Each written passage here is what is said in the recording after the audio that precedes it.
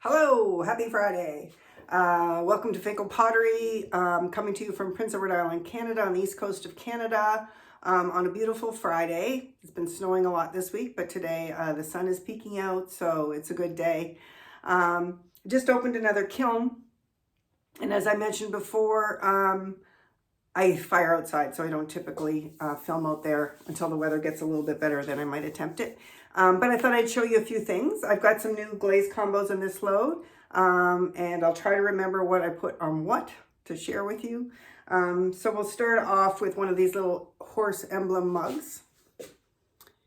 And this glaze combo is called Icy Blue, and it is Norse blue on the bottom, my studio white on the top, studio white inside, and then it is blue hydrangea, kind of a third of the way down or half the way down, and then a band of light flecks on the top. And you're going to get all those gold flecks from blue hydrangea and the pinks from the flux and the purples from the blue hydrangea. So this is quite a pretty glaze combo. I've got a few in this load.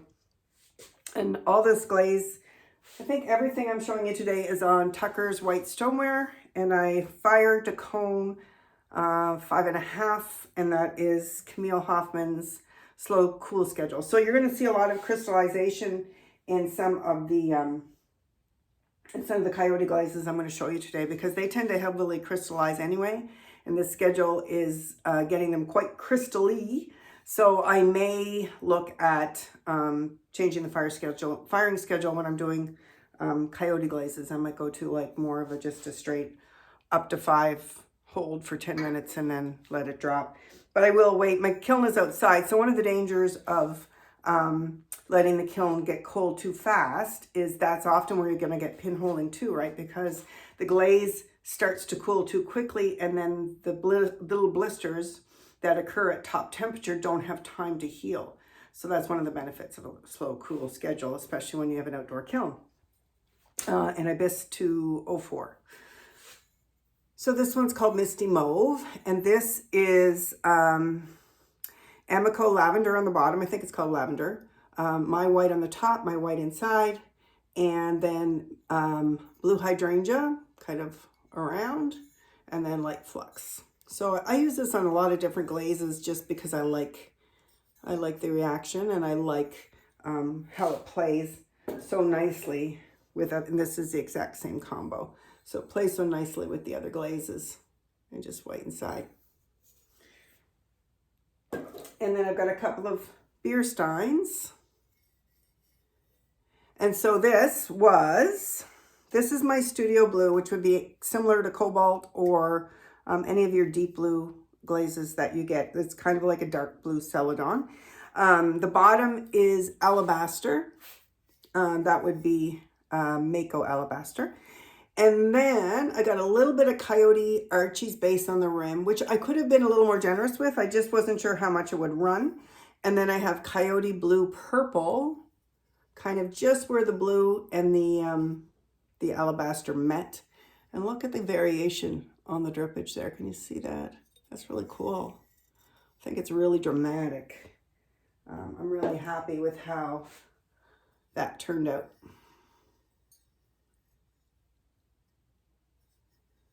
And these are a nice size. I would say they would hold at least 16 ounces, maybe a little more. Here, so this bottom color is Val's Turquoise, which you can find on glazy.org. You can find it in John Britt's book. You can find that in lots of different places. So I use Val's Turquoise a lot. And then the top part would be Laguna Power Turquoise, and then seaweed over the Laguna Power Turquoise, probably a couple of coats. And it gives you this really beautiful variegated blue that runs nicely. This is just, I think I've shown you guys this before, just the winterwood all over, splotches of Coyote Fairy Rose Pink, and then a nice thick band of mayco light flux on top. And then this is just the basic winter wood with the light flux, which I know a lot of people are doing, but it continues to be really popular with my customers. And this I thought was really cool. So this one is mayco frosted lemon to here, and then just barely meeting the Laguna Power turquoise with the seaweed. And really, when they met, they really reacted. Like they didn't overlap that much. That's just how much drippage I got from them meeting, probably about that much. And can you see, look, it looks like a burnt orange where they're meeting. I really like that. That's cool. So I might do a little bit more of a deliberate overlap next time, just to get a little more of that band of color. That's really quite interesting. This glaze combo, I think I've shown you guys this before. This is Mystic Lake, which is my Studio Deep Blue, Val's Turquoise on the top, a band of mayco olive float, and then a band of light flux on the top. And I call it Mystic Lake after a place that we go to every summer in Nova Scotia, which is beautiful, beautiful, pristine lakes, untouched. So here is Laguna Power turquoise on the top, Val's turquoise on the bottom, and then a band of coyote gunmetal green just in the middle on the Power turquoise, not on the turquoise. And I got some drippage. So this one usually doesn't do this. I could have had it in a really hot spot in the kiln, or I could have put too much turquoise on. I'm not sure what happened there, but it happens. I'll grind it and clean it off and it'll be good. This is just another one of those icy blue mugs and my PEI Girl mugs. And then this is my waterfall mug, which is alabaster on the bottom, my Studio Blue on the top, covered with olive float, and then splotches, just random splotches of flux, and you get this nice waterfall effect. And this is an interesting effect. At first I thought, oh God, I don't like that, but it's growing on me. I don't know if I do it on purpose again, but I did a double dip of the alabaster, and when I did it, it did look dimpled. And most glazes will smooth out, so I just left it. But I should have rubbed it with my finger, and I didn't. So I'm getting this kind of dimply effect on the mug. But it's kind of a really cool look and a cool feel, so I'm not totally heartbroken with that one.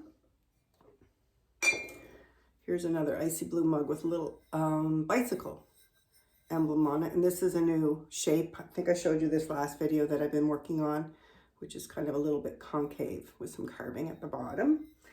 And when it works, you get a really nice pattern where the glaze stops. As long as the glaze is stable enough, that works really well. Excuse me. This one is mayco frosted lemon on the bottom, my white on the top, and then a good band of flux around it. So you get these nice drips with a little bit of pink in it. So this is a nice girthy mug. This probably holds 18 ounces at least. And this is my waterfall with like a minty green on the bottom. And I really like that. It's picking up the subtle greens in the waterfall. Clear inside. So the minty green is just, I want to try to remember. It was just a recipe I used for clear glaze, and I added some mason stain to it. And it was a little bit of blue and a little bit of green. I just can't remember which blue and which. Robin's egg blue, and I think maybe Victorian green. So to about 4 or 5% in the clear. So you can do lots of stuff with clear glazes or white base glazes with mason stains. It's a lot of fun to play with them. They can be a bit expensive, but I'm happy with how this turned out. So it's kind of like a minty celadon. Big old pink mug. So this is just white on the top, pink on the bottom, and then the flux. And the flux is what's creating the dark pink drips. And this pink is on glazy.org. I think it's one of their top glazes. You wouldn't have any problem finding it if you searched it. Oh, here's a new glaze combo I wanted to show you. Okay, so this is all coyote. I had a few coyotes around for a while, and then I wanted to order a few more and really kind of play with them a little bit more and use them more. So the inside is just my studio white, but the outside, I call this an ombre mug. So these are just kind of randomly wavy applied, and they're overlapping a little bit. So I've got magenta sky on the bottom, hydroscale in the middle, and frosted topaz on the top. And there's a tiny bit of Archie's base. You can see it just in that little bit of pink peeking out at the rim. I could have gone a little heavier on the Archie's base, but I think that's still really pretty. So you get this really nice ombre effect, which is lovely. So there's that one. And then here's the other ombre one. This is bigger. Exact same glaze combo though. Magenta sky, hydroscale, frosted topaz, and a little bit of Archie's base. So that's quite pretty. Here's another one with, this is a wine cup. So Laguna Power Turquoise, Val's Turquoise on the bottom, and Gunmetal Green on Laguna Power Turquoise. So that's pretty. And then this is one of my 4-way dimpled mugs. So if you look inside, you'll see the 4 dimples. So this makes these really easy to clutch. So this is kind of a fun design. I owned a mug like this. It broke recently, but made by a potter from Nova Scotia, and I used it all the time. I really loved how it felt in the hand. So I kind of said, well, I should be making some like that too. Not with her glaze, of course, but. And then a couple more of those purples with the lavender on the bottom, white on the top, and then blue hydrangea in the middle with white flux. So that's those. Oh, here's another coyote. It's hard to see. This light mauve is really, it's really pretty. It's very subtle though, and it's hard. The camera has a hard time picking it up because I've got glare here, but this is Coyote Magenta Sky on the bottom. Then it's my Studio Lavender. And that Studio Lavender, I just made it. I took my Val's Turquoise. Excuse me, I'm getting over a cold. I took my Val's Turquoise, and when I made it without the turquoise colorant, without the copper carbonate. And instead I used, I think it was violet mason stain, probably 4%. 3 or 4%. It's not super bright. This is a really popular glaze for me, especially in the summer and the spring when things, you know, people are looking for lighter colors, more fun colors. So this is like the Beersteins I showed you, same thing. So blue, alabaster, blue purple from Coyote, and Archie's base from Coyote. So quite pretty.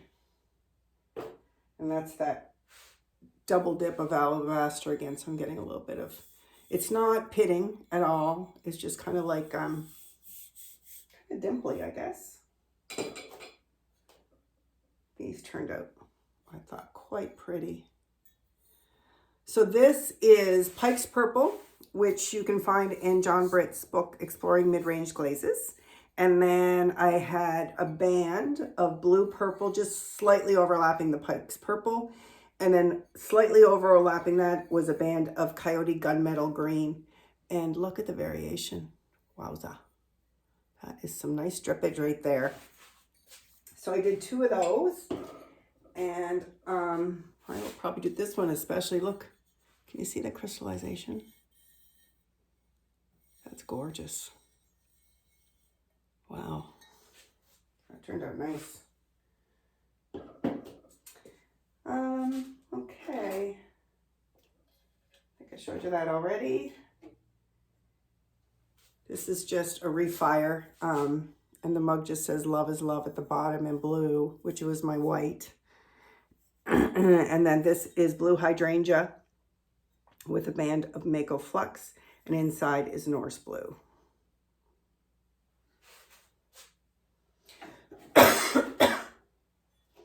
And I've mentioned before, I use MKM stamps for my lettering, and they're a little bit pricey, but they're worth every cent.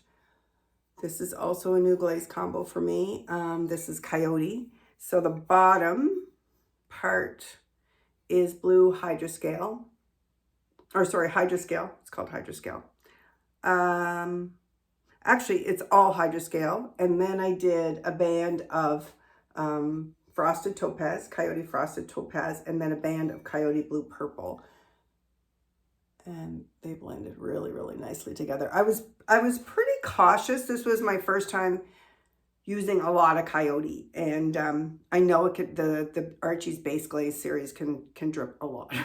So next time I'll be a little freer, and I won't go crazy, because even with what I used, I can see that things were moving a lot in the kiln.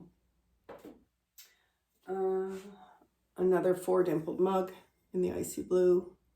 So Norse blue, white, blue hydrangea, and light flux. Then I have olive oil pourers. So this was the exact same glaze combo as this mug here. So it's hydroscale, frosted topaz, and blue purple. And it looks muted on the camera, and it is a muted color, but it's a very interesting glaze when you get close to it to see all the variations that are happening in it. There's a lot of speckling and crystalline, excuse me, crystallization. So it's good. And then here's another olive oil pourer. And this one is similar to the other ones I was showing you, with Val's turquoise on the bottom, Laguna Power turquoise on the top, gunmetal green on a band of the Power turquoise, and just let the kiln do its magic. So that's that. And they hold about a half a liter, I'd say. I did a few tester bowls. I'm not totally in love with them, but I'll show them to you. So this one is it was just a little piece of clay that I, made rough with my fingers on the edge, although it is a tiny bit sharp. I'm gonna have to do a little sanding there. So this was hydroscale. Before I put the hydroscale on, though, I just dabbed the edges and the starfish with cobalt wash, mayco cobalt wash.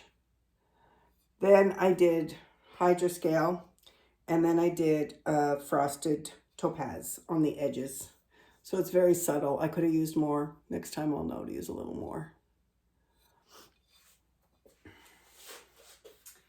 Then this one, not my favorite, but I'll show it to you.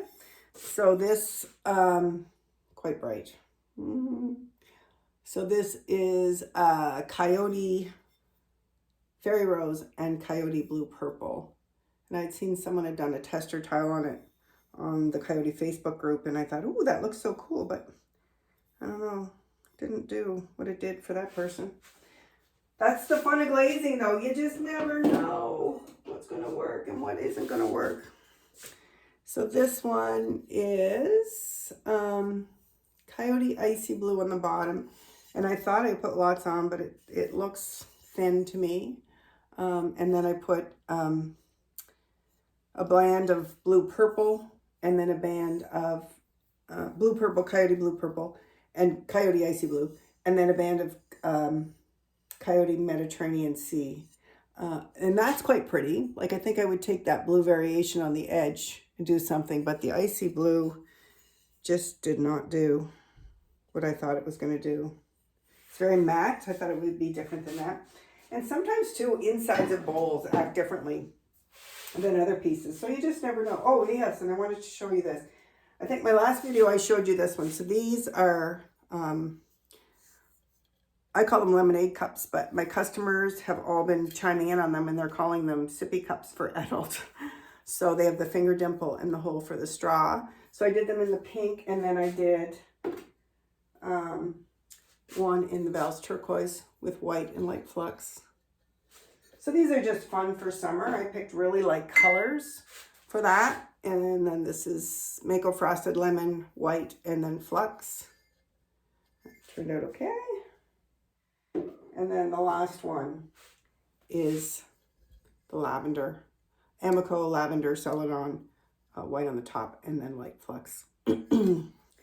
So that's it. That's all I had to show you today. I have a couple more kilns I'll be unloading before I run the sale on April 1st, so I'll be sure to share that with you. Hope everyone's safe and well, and if you have any questions, just shoot them in the comments, and thanks for watching.